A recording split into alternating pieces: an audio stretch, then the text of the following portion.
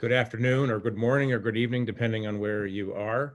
I'm Jeffrey Goldberg. I'm the editor-in-chief of The Atlantic, and thank you for joining us on the first episode of The Way Forward. This is a new initiative that we at The Atlantic are hosting with our partners in this, Chatham House, the Peterson Institute for International Economics, and Emerson Collective, which is also the majority owner of The Atlantic, the magazine I edit.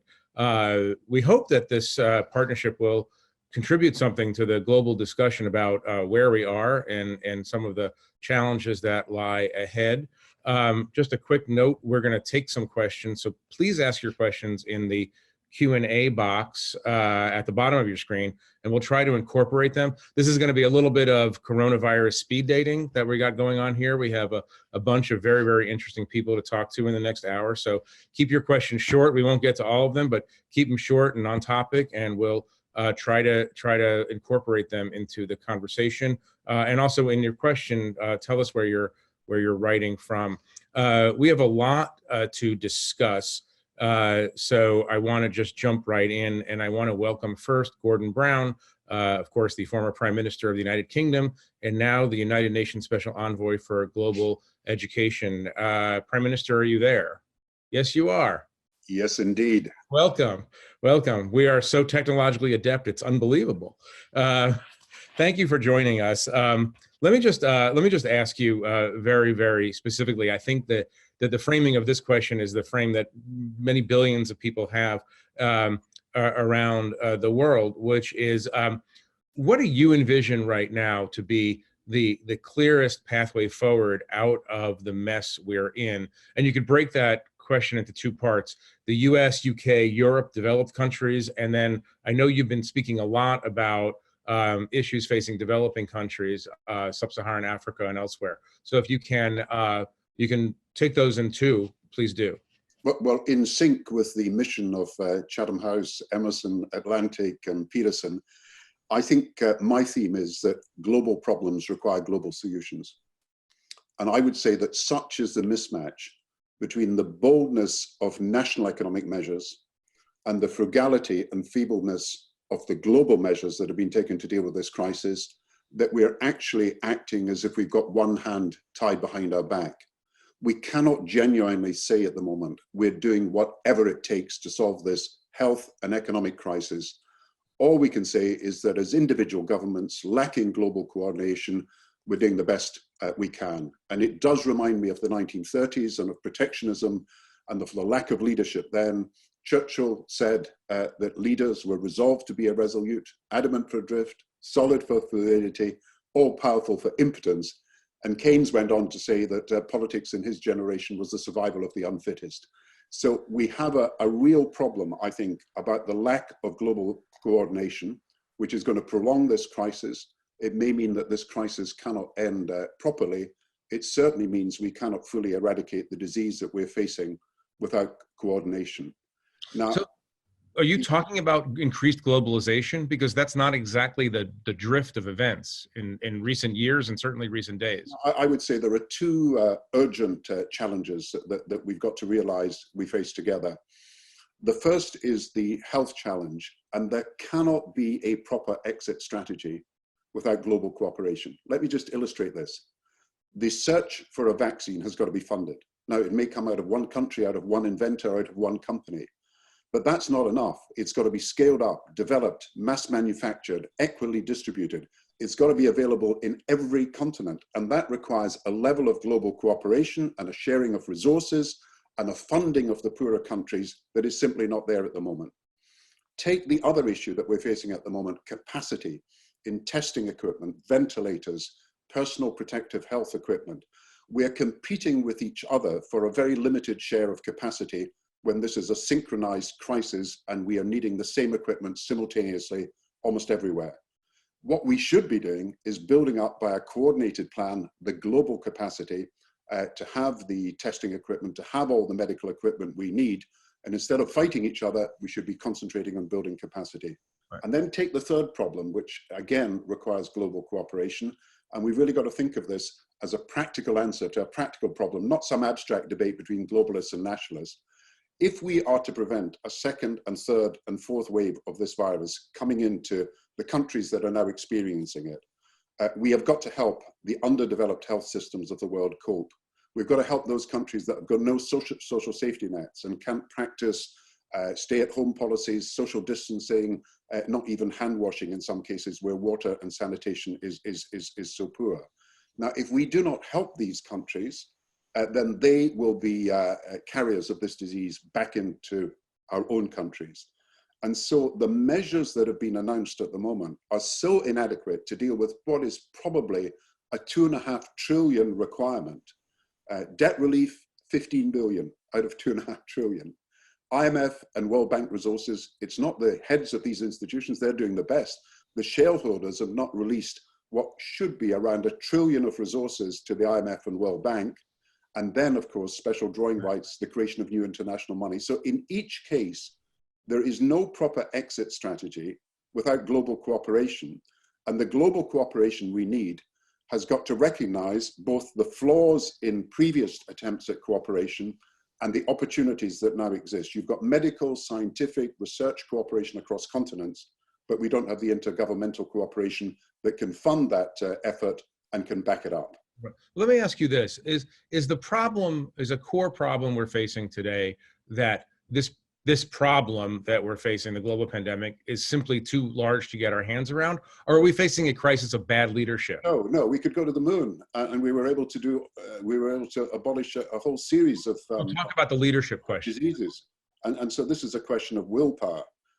And if you look at it this way, what are the ways we've chosen to try and organize this world to deal with problems like this in the past? Now, whether it's dealing with pandemics or climate change or nuclear proliferation or inequality and sustainable development goals and so on and so forth, we've tried through the principles that govern the Washington Consensus. That is a neoliberal sort of economic management that is applied to just about every country. Now, the Washington Consensus is not even supported in Washington anymore, as you know.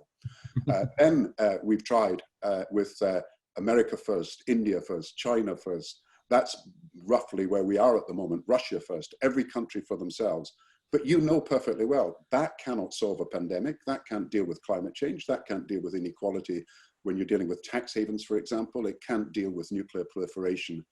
Then people say, well, it's China and the USA, one world, two systems. But you know perfectly well that just as in the Cold War, the countries will operate according to what is their vested interest and perhaps ignore all these global problems. We have got to find a way of practical, day-to-day, if you like, issue-to-issue cooperation so that we can actually deal with problems as they exist. We've got a medical problem that is global and can't be solved without global action.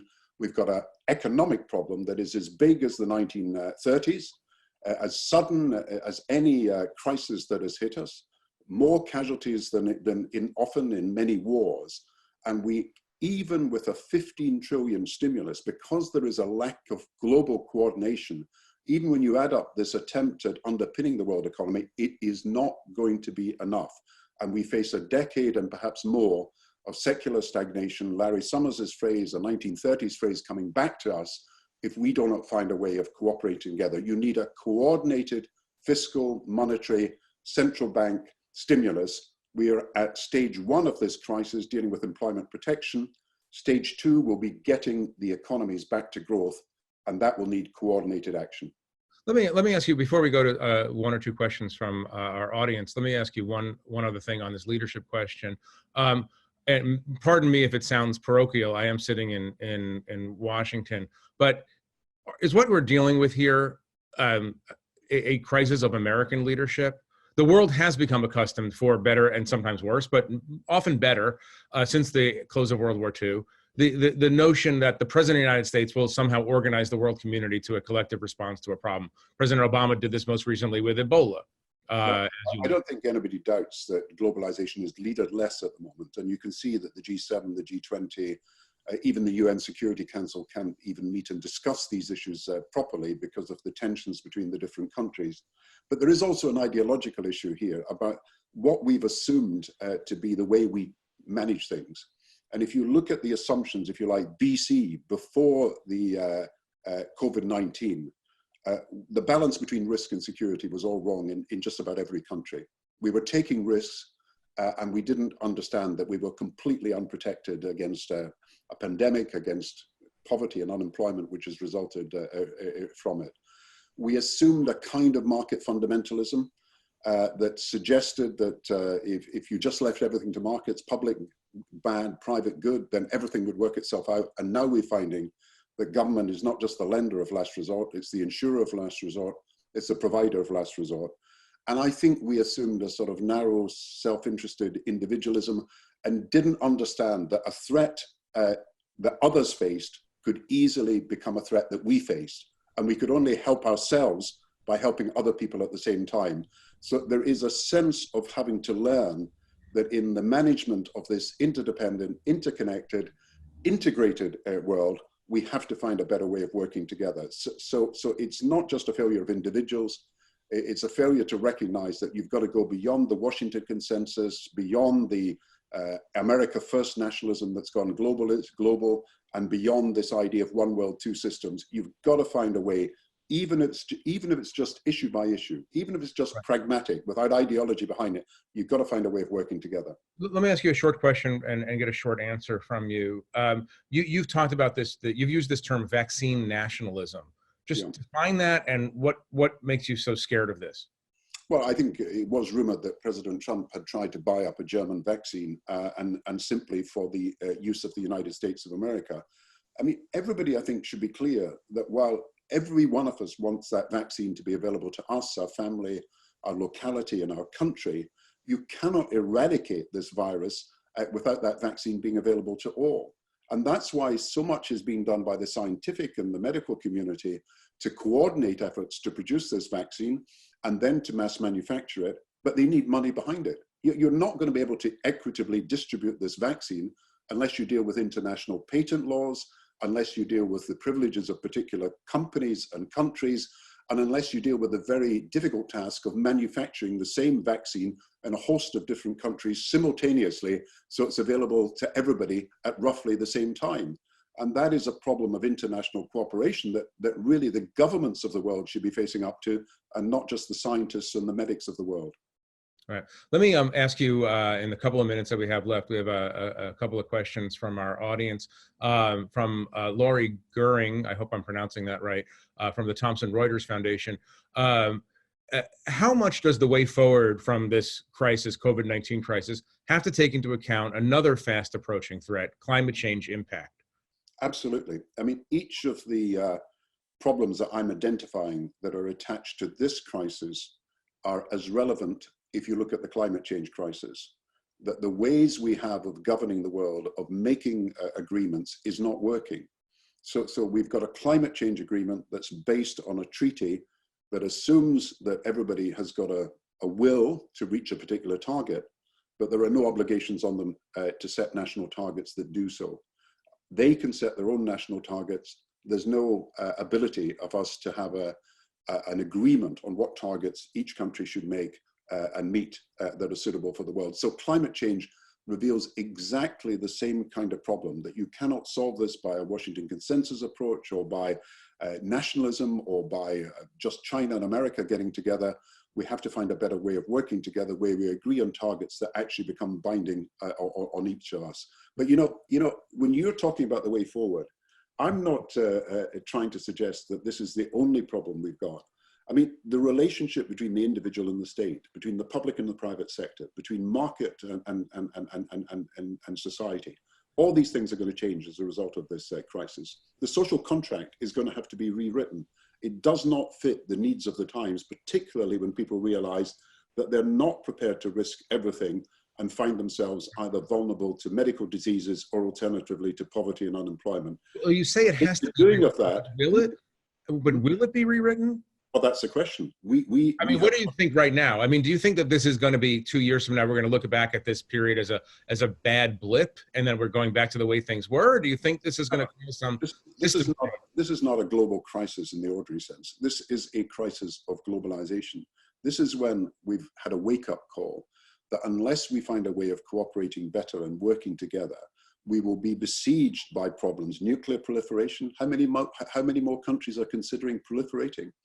Climate change, inequality and the poverty, tax havens, and the inability of us to control the loss of money from public exchequers and revenues lost to public services. These are all problems that are coming up to hit us. And unless we find a better way, even if it's just issue by issue of cooperating, we will not be able to do anything other than just struggle along at best and perhaps remain in crisis at worst. Right. Secular stagnation is what we're facing on the economy, but a world that is fragile, a world that is not at peace with itself, is also something that is coming out of this crisis unless we do something about it. So I'm aware that it's a matter of choice, remember.